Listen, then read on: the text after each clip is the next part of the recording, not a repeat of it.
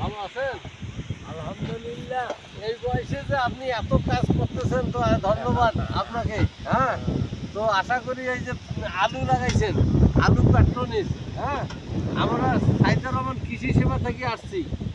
তো আলু কেমন ফলছে, কেমন কি কি অসুবিধে, হ্যাঁ, হ্যাঁ, এই যে আপনার আলুতে কি ওষুধ দিছিলেন?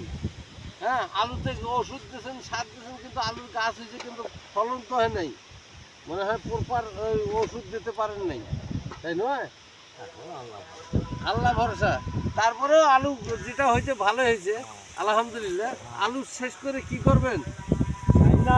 চায়না, ওই যে বেসন দেখতেছি ওখানে।